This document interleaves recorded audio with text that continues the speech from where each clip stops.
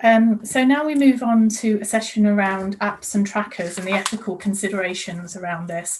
So I'd like to introduce Sarah Butchard, who's a clinical psychologist working with older people and people living with dementia in Liverpool. She works clinically for Mersey NHS Foundation Trust and is a senior clinical teacher on the University of Liverpool Doctorate in Clinical Psychology programme. And Jill Pendleton, who is Dementia Lead Liverpool and Project Manager Innovate Dementia at Mersey NHS Foundation Trust.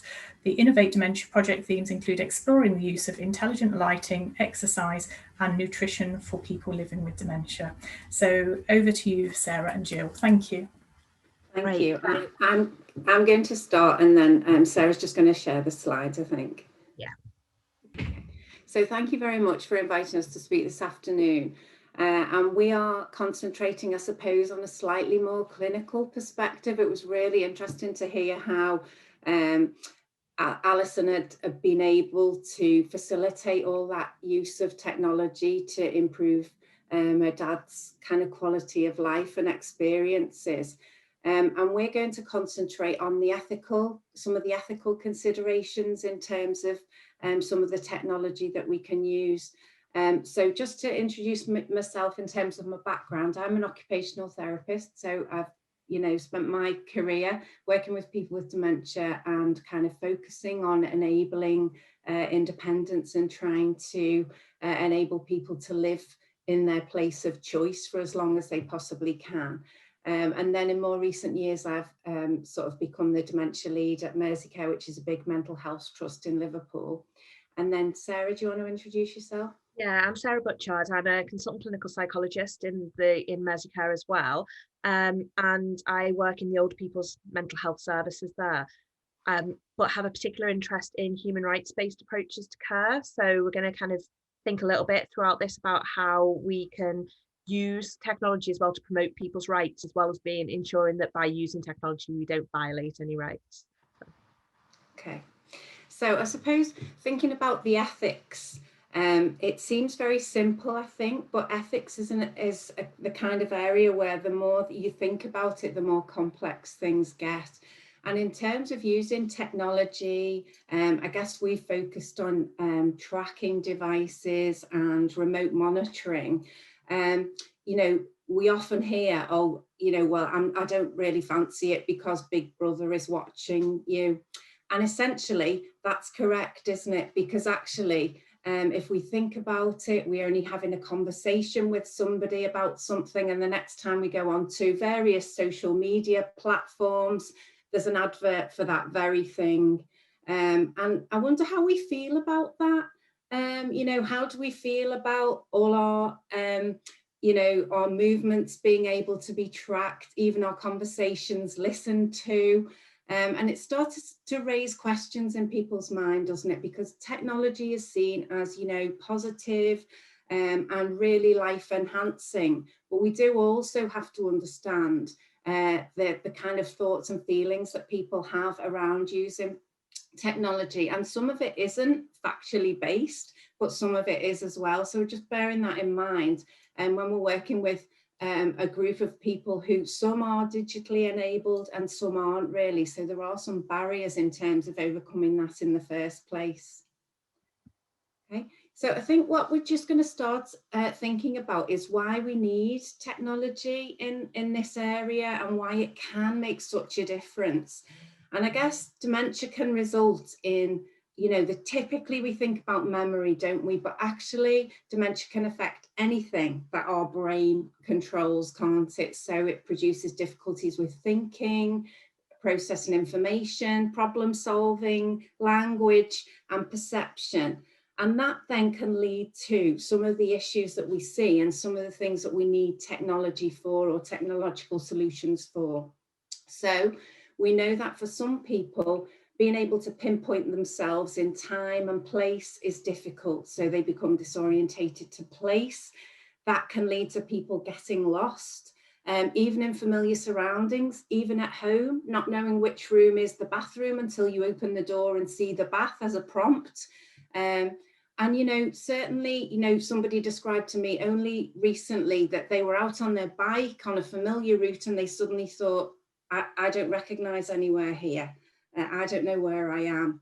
And the kind of feelings that people have as a result of that. You know, I'm sure we can all think of times when we've been lost or lost somebody who's important to us, and the kind of rising feeling of panic, you know, is difficult to cope with, isn't it? We also know that it can affect people's driving. You know, people can lose their way and they're not able to plan their route, or there's a diversion suddenly and they can't shift their thinking. And so, you know, there's kind of a complex array of problems that people face in terms of being able to find the way and locate themselves. I guess traditionally, if we think of how we've managed this in the past, you know, we're probably not proud of this, but we've used things like physical barriers and restraints, medication sometimes. We've used don't go out notices and, you know, tell people to go and sit down, don't leave the house, don't, you know, you might get lost. But actually those strategies often don't work. You know, people forget that they've been told that. The sign on the door just becomes part of the furniture. People don't notice it. And the drivers to get out are strong. So if people are trying to leave, you know, it might be because of time shifting. It might be that they think they've got children who are younger. It might be that they think they need to get to work. Those drivers are strong. And you saying to somebody, oh, don't go out, is not going to wash. People are going to do that anyway. You know, sometimes we resort to locking doors, but essentially that just leads to frustration, people feeling trapped and unhappy. And to be honest, sometimes people will get out of a window if they can't get out of a door, because they're very determined often to kind of meet that need and to find and to resolve the kind of feelings that they have. So then sometimes carers, you know, might try and say, look, don't go out on your own. And that then has an impact on carers, thinking they've got to be with the person all the time, and they've got to reduce their own activities to try and ensure that the person is safe and that their needs are met. So I guess we're starting to think about what are the alternatives. And it's a balance, isn't it, between promoting independence, managing risk, positive risk taking. You know, we can't wrap people up in cotton wool. That's not the right approach. But then it's trying to provide some strategies, isn't it, around how we can enable people to live independent lives, promoting kind of safety and autonomy. And I know Alison mentioned putting, you know, tracking device in people's shoes. Some people wear watches, don't they? There's lots and lots of different things available. I think what we haven't said so far is that actually the match between the individual and the right technology is really important, because actually you can go and buy anything, but it doesn't mean that the fit between this person and that bit of tech is the right solution. So I think Sarah's going to go on to think about some of the kind of ethical considerations now. Thanks, Jill. And I think Jill's entirely right that the key to all of this is finding the right fit for each individual person. And when we're doing that, there's some important ethical considerations that we might want to think about. So I think it's great that we've heard already today about some of the technology that might be used. And at the end, Jill's going to talk about a study that we were involved in looking at the use of trackers. But within that, there are some real key issues, which I think tap into our kind of values as being people. So we're not just thinking of someone as somebody living with dementia, we're kind of considering the humanity of someone here as well. And I think all of these will be quite familiar to people, and we're going to mention some of them here and then think about how they fit into more a rights-based approach to care.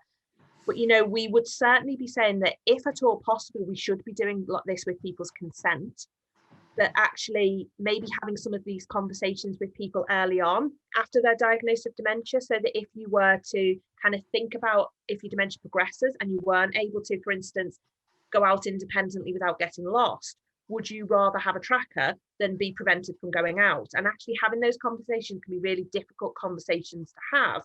But at the same time, if you have had them, it allows you to then act in a person's best interest, knowing that it's in their best interest. And that taps into lots of things about freedom, because my personal opinion is that I would rather have a tracker with me than not be able to go out on my own.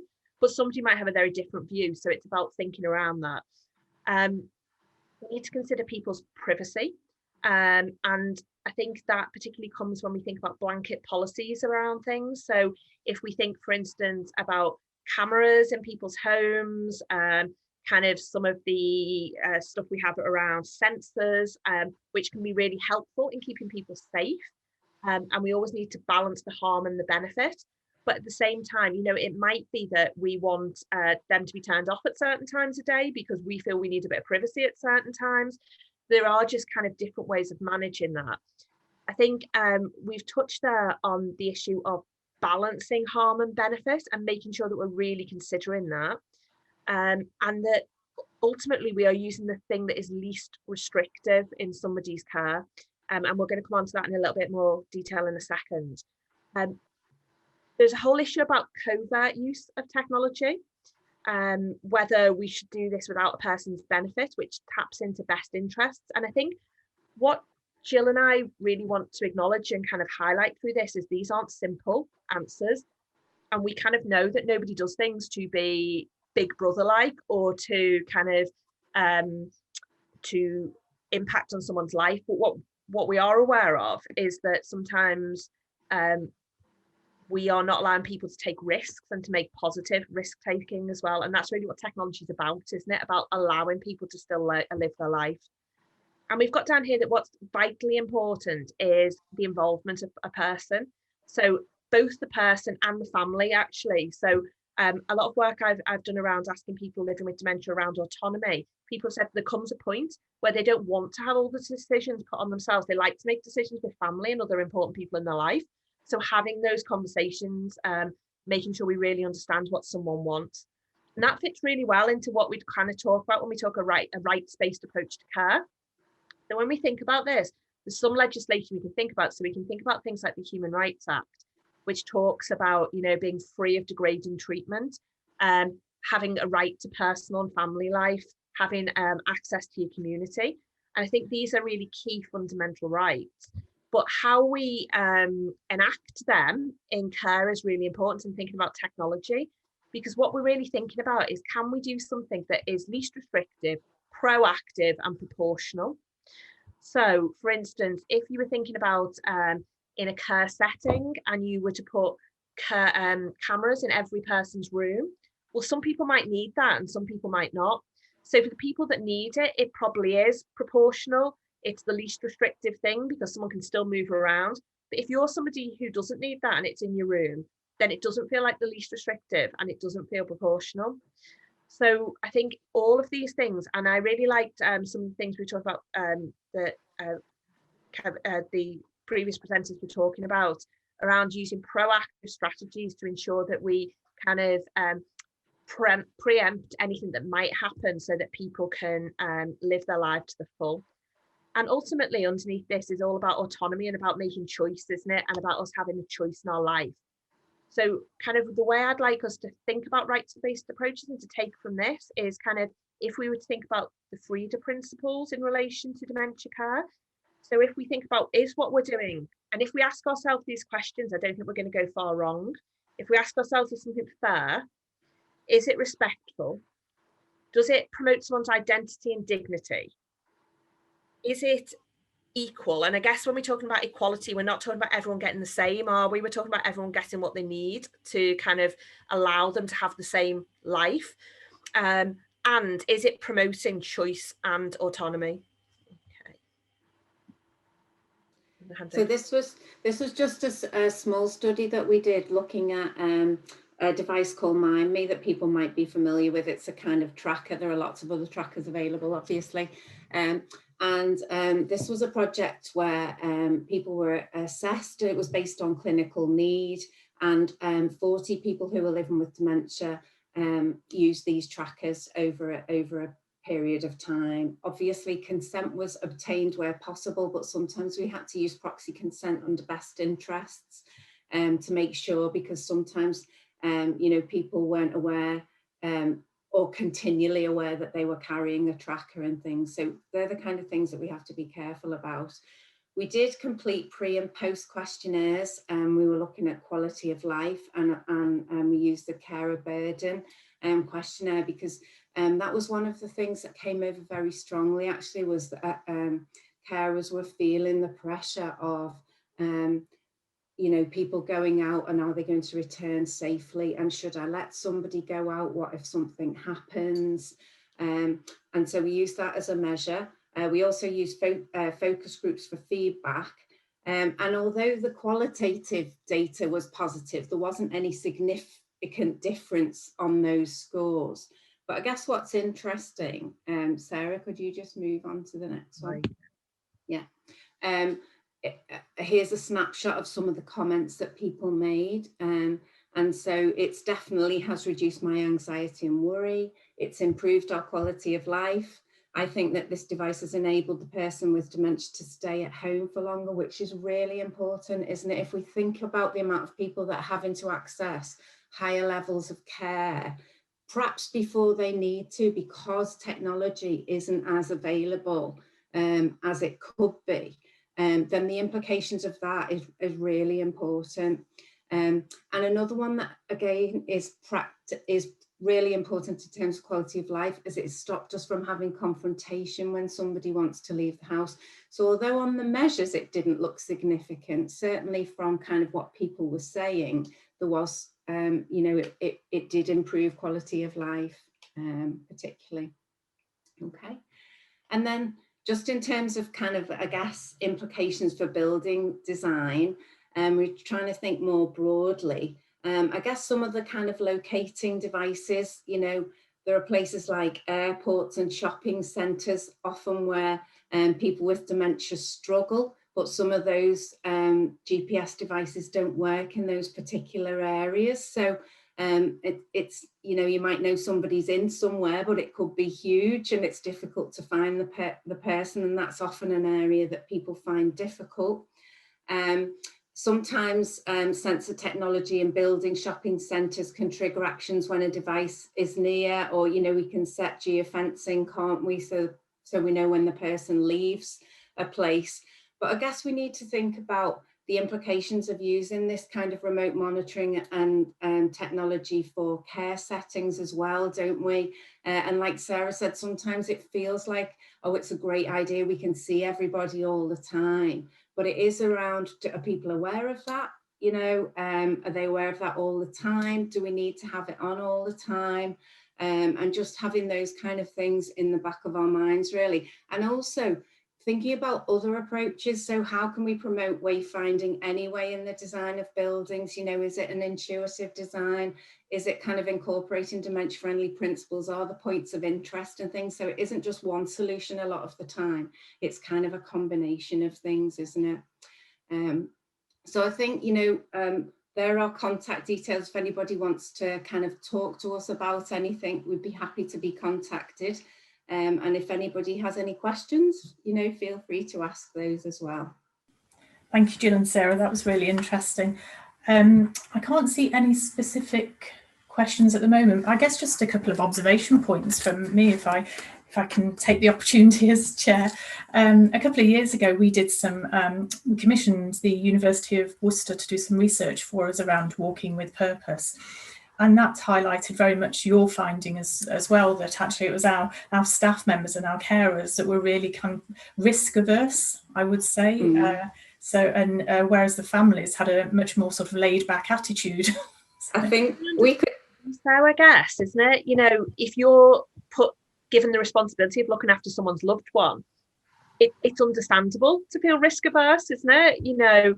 I completely get that, and I don't think we'd ever want people to feel bad about that. It's just about how we balance it, isn't it, to make sure independence with people as well. Yeah. I think just an interesting, somebody that we knew who had to be out all the time, who's a very active man, he found being restricted really stressful. His wife wasn't sure how to manage it at all. And she just, used to let him go with the tracker.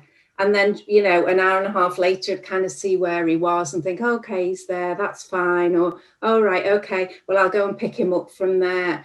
And, I 100% believe that enabled him to stay at home longer, because otherwise, it got to a point where he was climbing out of windows to try and get out, so we have to weigh up, don't we? The kind of harm and benefit of these things, really.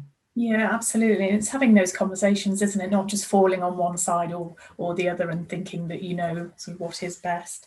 And I suppose the other point that resonated with me after sort of listening to the APP launch this morning, as well as these presentations, is that real need to have conversations quite early on in people's diagnosis or suspected dementia.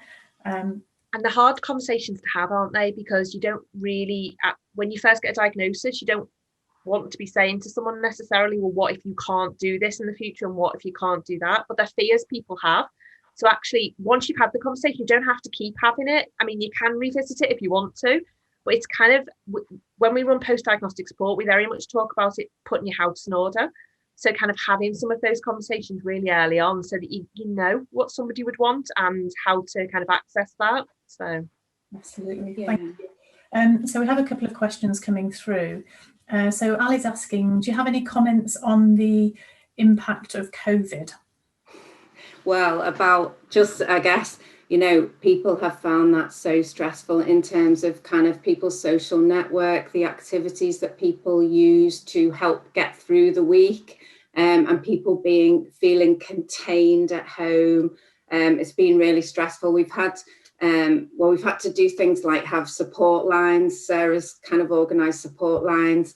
I mean, it is a person by person thing, isn't it? You can't kind of apply sort of blanket principles, but we've tried to combat some of these problems. You know, some people have just gone out anyway and taken like information saying this is why I'm out, sort of thing, because I can't stay in, I can't, you know, carried cards and that kind of thing. We've tried to provide activities in different ways. We've put a lot of things on using Zoom and other platforms. But I think that highlighted the importance of technology, hasn't it? As in people being able to use technology such as what we're using today. Because actually, if I had known 12 months before COVID that COVID was coming, I'd have put so much effort into ensuring that people with dementia all had tablets, all had Wi-Fi access, all could use a tablet, or their family members could, or there was something set up so that people could stay in contact, because that's been so important to people. But we didn't know, did we? And so then actually trying to do it when you're in the middle of a pandemic and getting things out to people is far harder. So I think, you know, a big piece of learning for us is the importance of that, actually. Absolutely. Thank you. I do have some, I guess, wider questions from Bally, Zoe, Matthew and Sharon, but if it's okay with everybody, I'd like to leave those sort of for a panel discussion at the end. That's okay. So if I could thank Jill and Sarah for their contribution. Thank you very much.